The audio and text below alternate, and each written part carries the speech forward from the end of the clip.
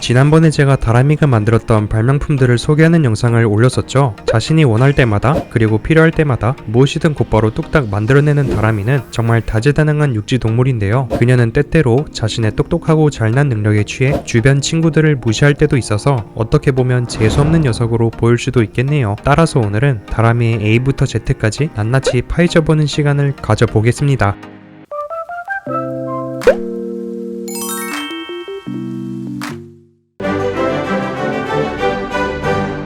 다람이는 수학, 과학 등 복잡하고 어려운 것들에 항상 호기심을 가지며 탐구 정신도 뛰어난 동물로서 정말 다양한 발명품들을 만들어냈고 스포츠를 무척이나 좋아하여 평범한 운동뿐만 아니라 뛰어난 무술 실력을 가진 것을 비롯해 익스트림 스포츠까지 즐기는 활발한 동물입니다. 한편 홀로 외딴 섬에서 자급자족하여 살아남은 다람이는 서바이벌의 제왕이라고 불러도 손색이 없을 정도였죠. 또한 운동을 좋아하는 만큼 평범하지 않은 근육의 소유자로 웬만한 헬창들을 쳐바르는 극한의 피지컬을 보여줍니다.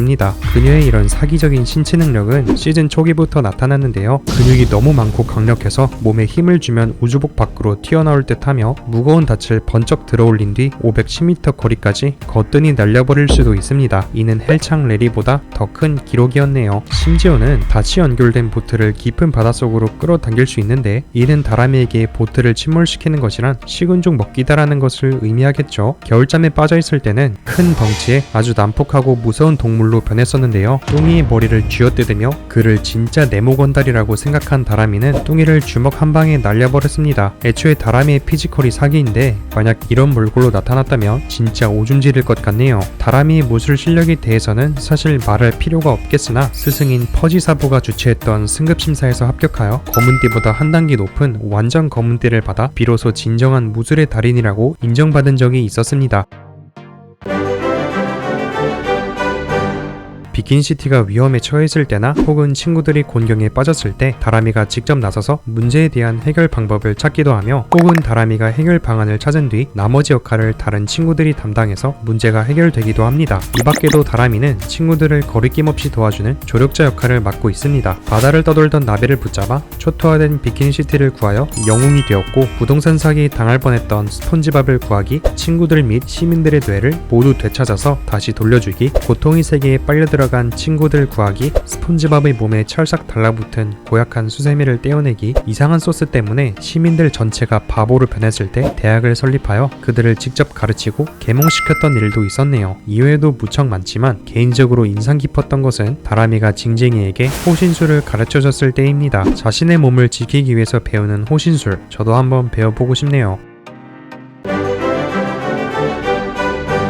만약 누군가 여러분이 태어나고 자란 고향을 비하한다면 어떤 느낌이 드실 것 같나요? 다람이는 자신의 고향인 텍사스를 무척이나 그리워하고 사랑하여 그만큼 자부심도 많이 가지고 있습니다. 스폰지밥과 뚱이가 다람이를 집게리아로 유인하기 위해 텍사스를 바보 취급하며 마구 놀려댔었는데 이에 격한 분노를 느꼈던 다람이는 진정한 광기를 보여주기도 했었죠.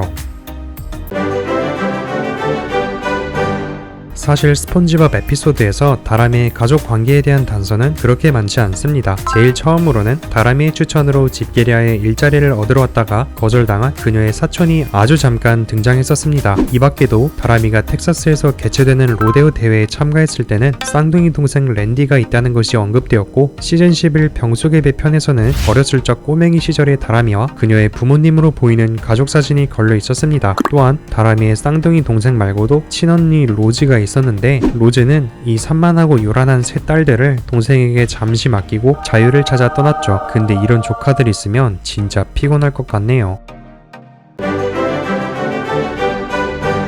다람이가 스폰지밥과 사귄다는 공식 설정이 있는 것은 아니지만 몇몇 에피소드를 살펴보면 둘이서 함께 논다거나 어떠한 문제를 같이 해결하는 순간들이 꽤나 있었습니다. 함께 무술 대결을 펼치며 시간을 보내고 둘이서만 달나라 여행을 떠나기도 했었으며 스폰지밥의 몸이 아플 때는 곧장 병원에 데려가겠다며 듬직한 모습을 보여줬죠. 추가로 스폰지밥과 다람이가 결혼한 사이가 아니냐고 간혹 물어보셨던 분들이 있었는데 이에 대한 내용은 시즌 6 스폰지밥 냉동고 탈출 작전편을 보시면 됩니다. 그러나 이 둘이 실제로 결혼식을 올린 것이 아니라 스폰지밥 결혼식이라는 각본에 의해 짜여진 연극이었다는 것을 알 수 있습니다. 또한 게살버거의 비밀 재료를 구하기 위해 집게가 스폰지밥으로 하여금 위험천만한 지역에 갔다 오라고 시킨 것을 알게 된 다람이는 화를 참지 못해 그를 단단히 참교육시켰죠. 비록 스폰지밥이 다람이를 짜증나게 만들고 사이가 잠시 어긋나는 때도 있었습니다만 앞으로 둘 사이에 관한 또 다른 이야기가 나오지 않을까 기대해도 좋을 듯 합니다.